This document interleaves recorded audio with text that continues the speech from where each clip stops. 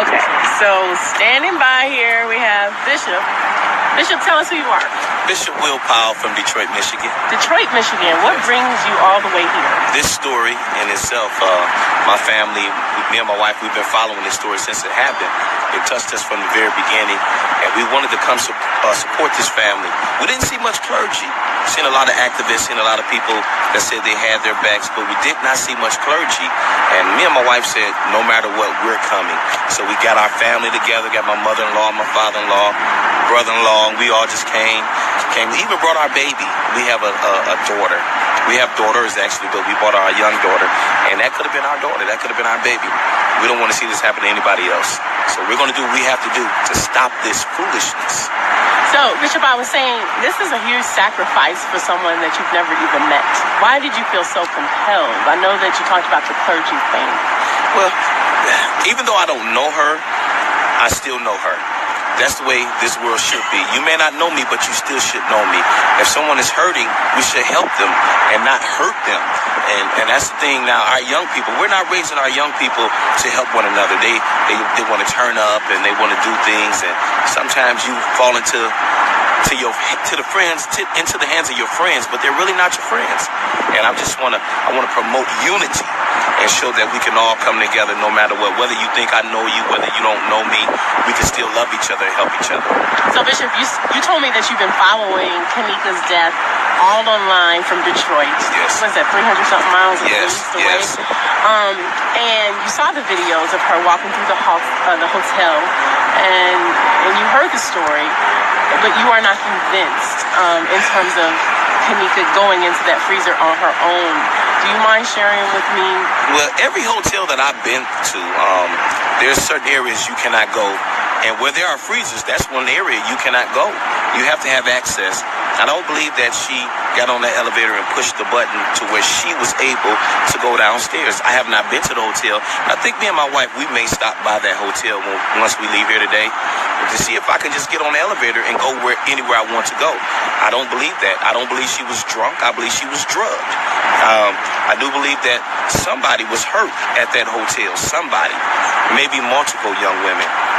And just following this story is so sad because nobody is getting the truth.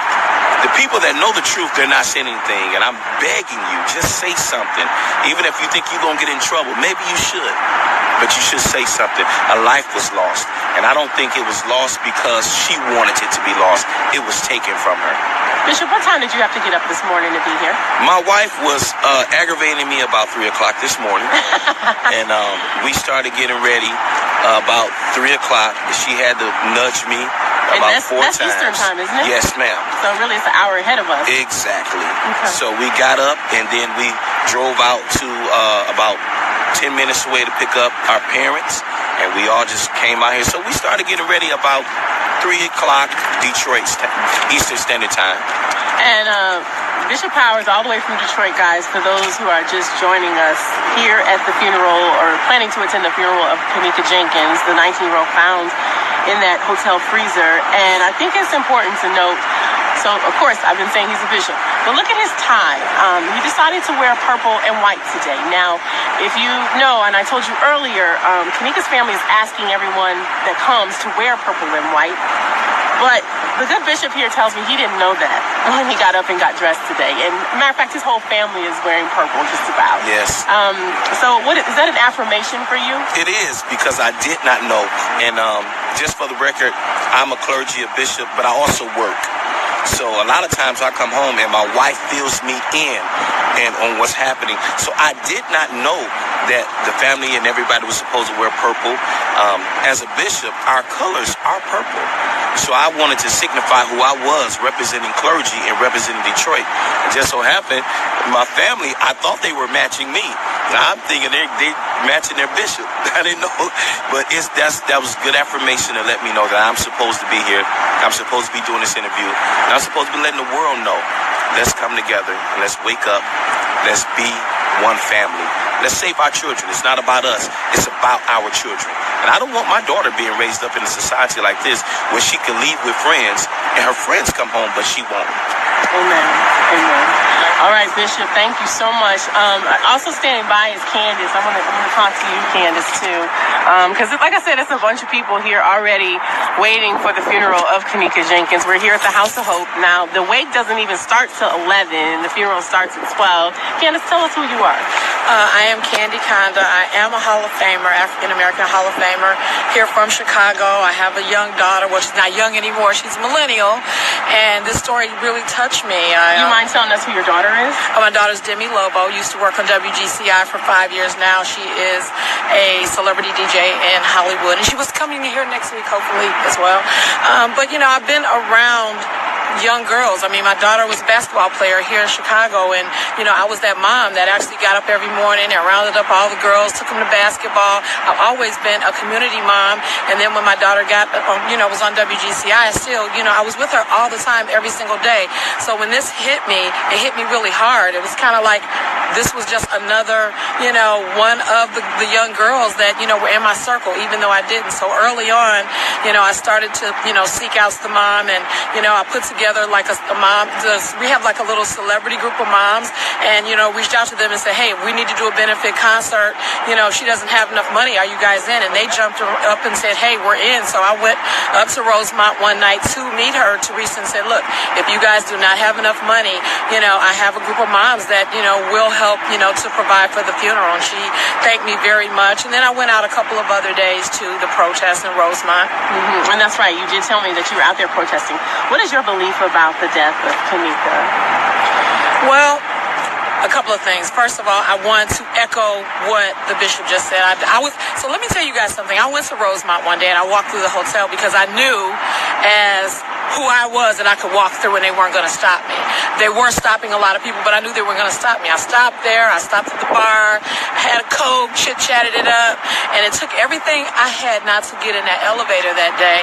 And everybody that was following me live was like, yeah, get in the elevator. I'm like, yeah, well, y'all are in South Carolina and all these other places, and I'm not going to, do that. But I do know this. I do not believe that she got in the elevator by herself. I do not believe she got in and tried to close an elevator. Close this freezer, which the handle is on the outside. I don't believe any of that. What I'm really saddened at is, more than anything, is that our young people today, we have got to stop. There's somebody that knows something. So for all of you guys that were in that room, you guys have a duty, because this could be your sister. This could be your little girl one day. And and karma is going to come back on you guys. And not only that, what the bishop said is true. I'm now telling all these young people, make sure you know who you hang out with, because it doesn't matter who your friends are. What about your friends' friends? You don't know their intentions. And the other thing is, our moms, our millennial moms, we've got to do a little bit better, because you guys are closer in age than we are to our children. My daughter, there's a bigger gap there. So I was in the military. I served. Her dad served in the military. I got a different mindset. We up at 5. We're going to, I'm foot in the neck, mom, get up and get going at 5 o'clock in the morning. It's a different mindset today. Our kids, our moms are closer. They're doing things together, which is fine, but we have got to not be friends with our kids. We can't. We got to be their parent first and then their friend second. Mm-hmm. All right, Candy, thank you so much for talking to us. And lastly, just tell me why it was important for you to be here. I know you say that you were touched, and I know you say that you protested, but what propelled you to actually come up and be a part of the services, or, soon to be a part of the services this morning? I think I just wanted to see it through. I fought with myself this morning. I fought with myself yesterday. I asked a couple of other of my friends, do you think I should go? It's probably going to be crazy out there. And some of my friends from all over the country that follow me on live stream, everybody says, see it through. Just, this has been on your heart since the very beginning. Go and see it through. And since I was up in the morning, I went and got my coffee at 5. Like the bishop, he was up at 3. I think I was up at 4. Went and got my coffee and just prayed and said, God, I have to let you lead me here. Whatever it is for the reason for me to be here. When I went to Rosemont, one of the days, I have to share this with you. One of the days, I went to Rosemont. Actually, I was at a meeting in Niles. And I said, you know what? I'm going to stop by and just look at look at the memorial, look at the site. I went by and met this interesting Hispanic woman. It was 3 o'clock in the afternoon. This was last Thursday. She had lit 21 candles right there in front of Rosemont with a purple ribbon. It's on my Facebook, and her name was Rosemary Vega, and she says, I'm lighting 21 candles with her favorite ribbon. And I interviewed her because I thought, oh my God, it's 2 or 3 o'clock in the afternoon, and all day until night we kept those. I sat with her, we kept those, lighting those candles the whole day, and I would think, and the whole 21 candles was for 21 hours, of course, that she was in the freezer. And I was like, wow, how thoughtful of someone to come and take their time and spend the time to do this, to signify. I mean, everybody from around the country has, I think, had a part in this, had a hand, and just are feeling the same way. And I think today is closure to some degree. Not all of it, just one. It's just one piece of the puzzle that we're putting closure to. Thank you so much, Candy. Thank you, Courtney. And as she mentioned, partial closure, but not 100% closure, because we still don't know the official cause of death for Kenneka. We are still waiting to hear from the medical examiner's office to tell us more. They're waiting for toxicology tests to return and tell us more about how Kenneka Jenkins actually died. 19 years old, found in that hotel freezer in Rosemont at the Crown Plaza Hotel. Again, here at the House of Hope, later on this morning, 11 o'clock is her wake. At noon is the funeral services, and already we've been seeing Bishop here arrive just minutes after 8 o'clock this morning. They were determined to be here. As you heard him say earlier, he and his wife and his family, they all piled into the car. They've been up since 3 this morning Eastern time, so that's ahead of us. They were determined to be here, drove 300 plus miles. And Candy, she's been here just a little after that. This is expected to be a well-attended funeral, and the need for them to have it here at House of Hope, which is the mega church here in Pullman on the south side. What we know is Reverend James Meeks, who is a former state senator, should be doing the eulogy for Kenneka today. That's what we anticipate. And also, if you plan to come, Kenneka's mother is asking that people wear purple and white today. And she's asking that everyone come in peace. She's saying all is welcome as long as you come in peace. So we'll keep you posted throughout the day, but I just wanted to give you a glimpse early this morning and show you that people are already here waiting to say goodbye to Kenneka. I hope you guys have a great Saturday. Maybe I'll talk to you later, but you have a great day.